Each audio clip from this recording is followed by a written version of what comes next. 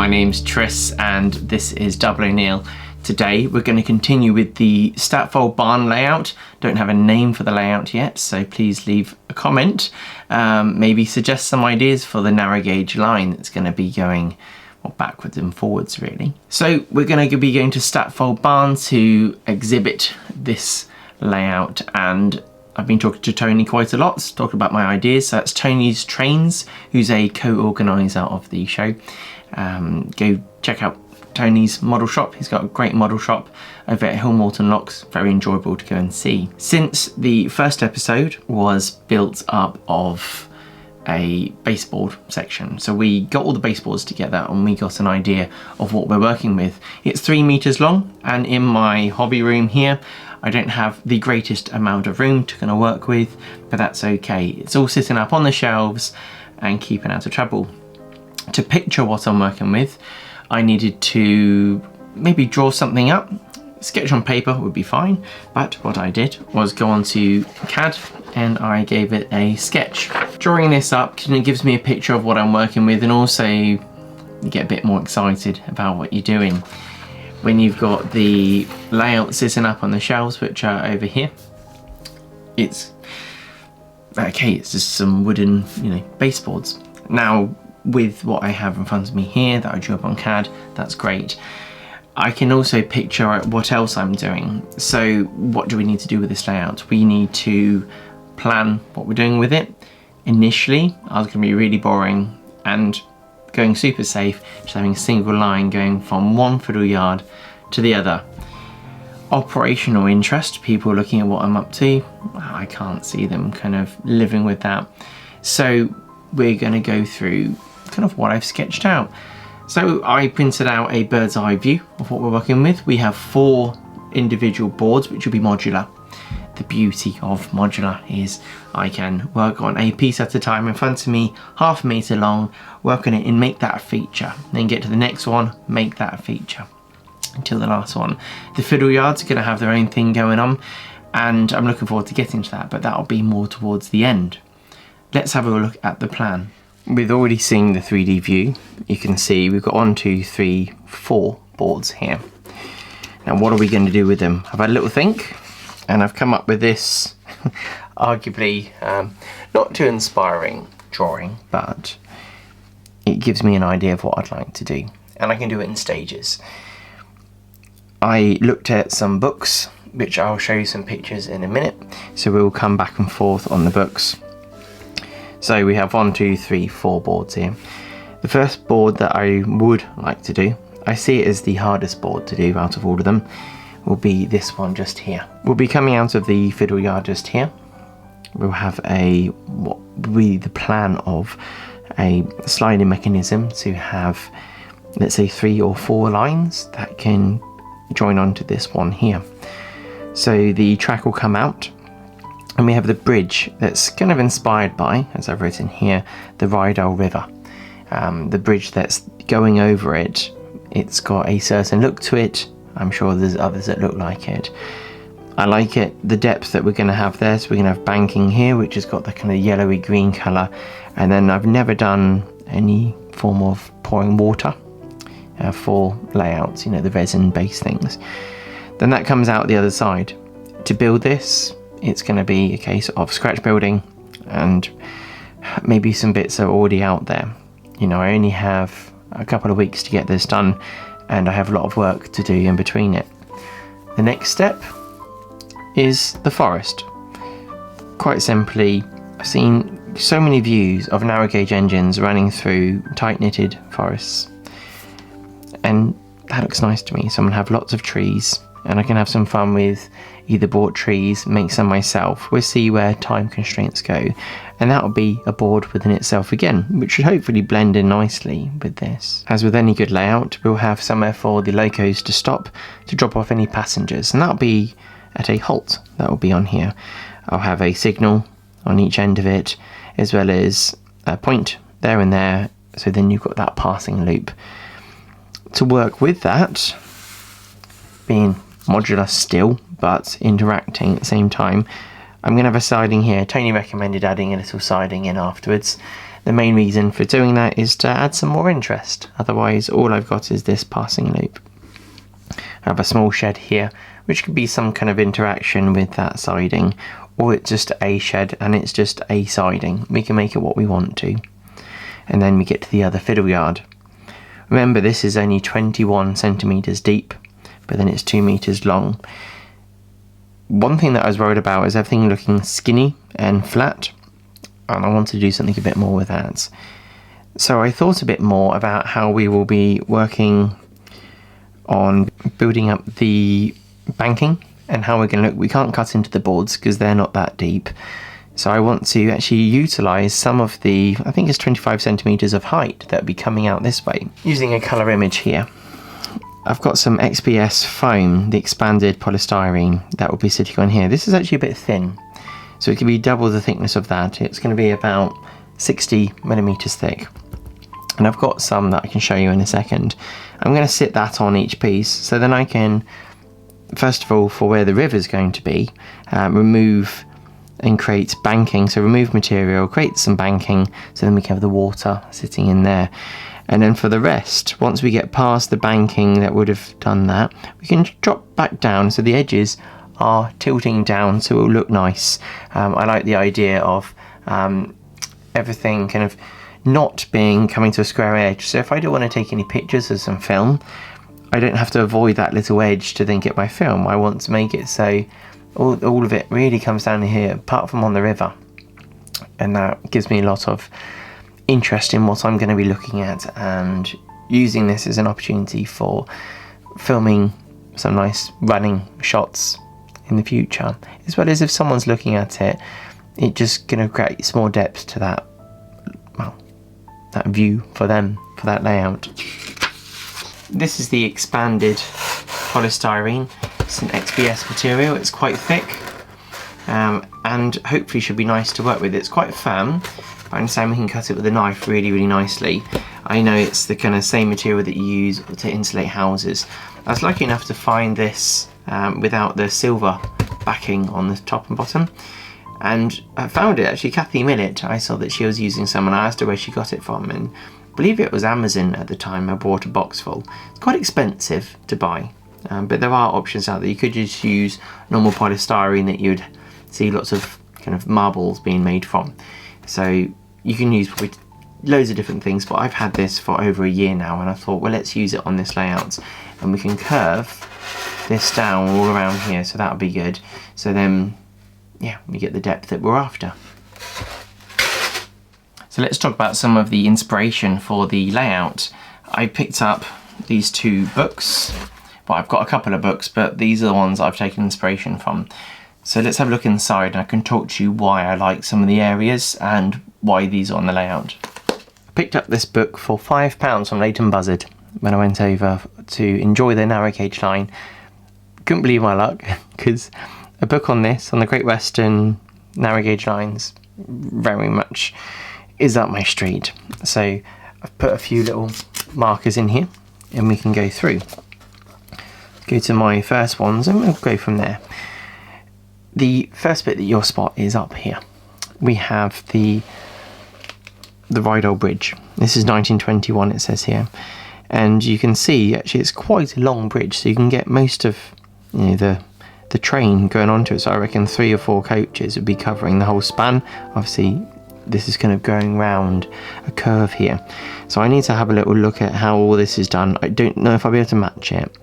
The idea is it's inspired by more than matching it. I haven't been there.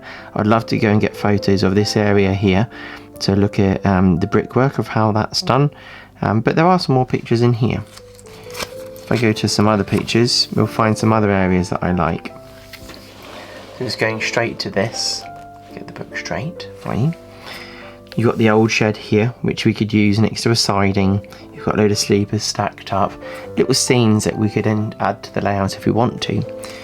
Then here, just straight away, you know, as we have the siding part of the layout, where we go into the fiddle yard, we can have a bit of this going on, a bit of banking happening around here, and just mimic some of this. So that's quite interesting to me. we get to this page, which is interesting for me, is the crossing, well, the Rydal Bridge. You get to see the top area here. You get to look at what's going on with the fence panels just across here, and the little sign there, and just the supports that are going around it. So that's 1959, it says there, and that's something that will give me a lot of help. You've got wooden beams going across this way, and added in a track here on the track, so I can always add that on mine as well to give it a, yeah, the right look, let's say. Well, we'll try my best anyway. I'm sure no matter what I do, there'll be something that I miss. Moving to the next page, again, I'm spoilt here because I get a nice view without my camera making it too blurry. What I do is I tilt the light away so we can see it. There we go. Under here you've got the trestles that hold up the bridge, and you can see you've got 1, 2, 1, 2, and then some bracing beams across there, then one going across there, and I guess on the opposite side one going across there. So we can sketch them out and we can create them for the layout. You can actually see in the background here the main line guess going over the bridge here, because there are some nice pictures of the Rydal with that happening. This is what I said about before with the inner rails going in the tracks. That interests me, and again we get to see some nicer detail of this fence with the wires going across. I'll try my best to mimic all of this, and you can see the stone colour looks quite bright. That's on there as well. And also the track isn't continuing here, it's a solid piece that's bolted down, so again that's something else I'll have to consider when doing this to try and make it look correct. One last picture, it's kind of another angle to have a look at this, but you've got 1, 2, 3, 4, 5, 6, 7 of these trestles. It looks like a brick support at each end, so I can try and again mimic that. Looks like that's the height to the water of the coach. So you've got the coach and then you've got the bridge. There's a certain depth there, so it's a coach and a half to there, and then you've got the water, and obviously how deep does it go. So I think that thickness of the XPS that I have is correct. Still looking through the book, what else do we have to look at? This image just here, again I like the whole thing with, obviously there's not a dense amount of trees, but you've got a gate there, a little road crossing there, I guess for the farmer to do what he needs to do. And again that's nice, you can see the growth growing all around it and up and around the sleepers here and past. So these are things that you can appreciate after, you know, a little bit of time looking at it. This again is a fantastic scene. You've got all these trees, you know, I talk about that forest scene. I like the idea of having something like this going on with it. The banking, so that will go to the back board, so I don't have to worry too much about putting any sky on there. It will have lots of sea foam and trees going on around here. That just looks nice. You've got a lot of the leaves, it looks like they've all kind of landed on there, but you can see almost how flush the ground level is with the track, so that makes me quite happy seeing all of that. Another view coming through the trees here, we get again the fantastic view there. Look at that, Steve's fantastic picture that was taken. It doesn't say who took this picture, but they must have been really pleased when they look back at their work when they got back from a day's picture taking. The only reason I've got this bit selected was I like the way that the buffer stop looks. Nice and simple. Looks like 2 sleepers, or large kind of mainline sleepers by the look of it. And obviously got one going across there, 2 kind of whacked in nails or bolts or whatever they've used for that, or screws, and you get to see it sitting there, so I thought, oh, that's quite nice. So that's good to see. This image is quite nice. The only reason I'm wanting to talk about this one is you get to look at the river a bit more and the banking that's around it, and they've got like this high wall here, I guess, to defend it against the water there. We're not going to have that on our one, but it's just nice to see the mainline track that's on there. At the moment I've only got the irregular track, so I would think I will look at getting some of the mainline track to do this layout. This is a wonderful image. You've got the Rydal Bridge, 1905 this was taken. And it's just nice to see, you know, how it was then. The fence on the side does look different. You've got 1, 2, 3 panels. Looks like all wood and not wire on there. Maybe it is wire, but it's either shining a lot or it's chunky. But it looks like you know, that's more of how I'd like to have it. And I can scratch build that again. Another image here, you can see this looks almost like a metal fence. I'm not sure, it's interesting. That might just be wood with thin beams going across to join us up, but that does look nice. I talked about having a Holtz scene, and this is really what I was looking at. So you've got the Holtz there, you've got the passing loop that's on the layout, so we can have that on ours, and then you've got the water, and on hopefully the next page we can see the water tower. Page before, okay. The page before, we've got the water tower there that supplies the water supply, the bits that are going to refill. So that's quite cool. So I can add that in there. So that's some nice detail we can add in. Either use something that's off the shelf or try and make our own thing, possibly. Then you can see we've got signals there. There's 3 signals in total, I believe, in this scene. Having a look at it, you've got one that's on the station, then one each end. So I guess one's to, let's look in here, let it in, maybe. I don't know, there's one further down here as well, or is that one? Yeah, we'll figure it out. That's something for a little bit later, so I don't have too much time to figure it out. I'll probably go see Tony's trains and say, right, Tony, tell me what I'm doing with signals. But then again, I'll probably not operate them properly when I'm using it. Either way, the nice thing about these pictures that I have here is that we can have a look at the Holtz. Do we want to match what that looks like? Do we do our own thing? You've got some point rodding here that goes down there. You've got the manual point adjustment. You can see, I think, in this picture. So where the water tower is, we got the manual point adjustment. So you've got the base that it's sitting on. So if I have time, and if I really want to do this nicely, we could try and mimic a lot of this. Might not be exactly the same, but it will kind of look more believable when you look at it. In this narrow gauge into the 80s book that I picked up again for, I think this was only £1. This was another one of the shots that really make me want to do this, having the forest scene. Here you've got some large trees, you know, they're very high. So I don't think I'll be doing that, but we will do something that's towards that. But you can see that growth all right around it, nice and close these trees are to the loco itself. Just getting some ideas for the layout. Again, you've got the growth that's around the track here, very close it is to that surface. And then here, again, my Holtz, I'm not going to have the raised section, but it gives you an idea of what you could do if you want to have some kind of the irregular shaped stones on the top, with then some old sleepers to create some of your platform. So you could have some fun with it if you like. Let's talk track. There's a few options available, and I've been thinking quite a lot about what I should do because I already have some track. I've got some of the set track. This is loose from when I've been playing around with things. You've got the long straights and short straights of the set track, and none of what I have is mainline track. It's all irregular, I believe, and I'd like to go for the mainline track because you've got the way of using set track, and that makes things nice and easy, but you can't get those long smooth curves that the flexible track helps with. This is great, and I can use this probably for another project. I've got a few pieces of this, but ultimately I need to head over to Tony's before I then start laying anything down and get some of the mainline track for the layout. I'm only going for this because that's how the track looks when I look at these pictures in the books, and yeah, we'll go for that. But this is an option for you, so you can make it as nice as you like. I'll end up using a lot of this track.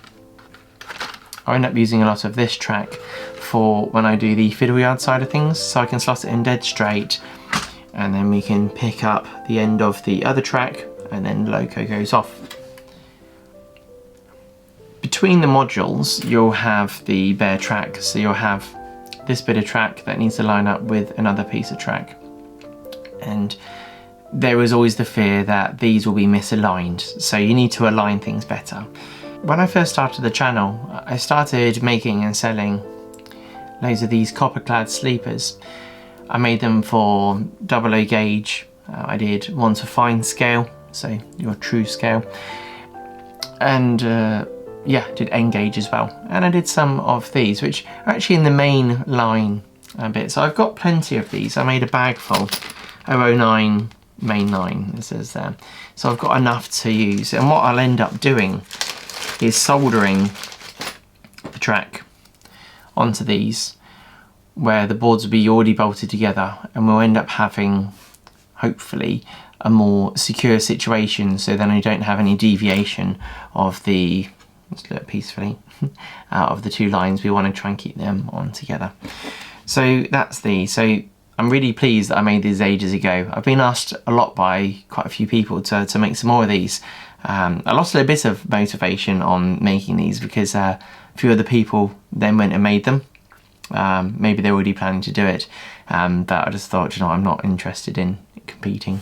But yeah, so that was quite enjoyable. I made them on the CNC machine in the garage, and so it's something you could be proud of, that I made myself, and yeah, made in Britain. So I would argue that's a roundup of the planning stage of the layout. I've enjoyed doing the drawing for it, sketching things out, doing the CAD work, doing the research in what I like the look of, and kind of liaising with Tony on what he feels would be a nice layout. He's asked me to do a layout, so I'd like to do something that he also enjoys. I'm quite open to do many different things on it, and so at the moment I'm quite happy. It's got quite a lot of simplicity, but at the same time it's going to be a bit of work. There's going to be some scratch building, and a lot of enjoyment is going to come from it.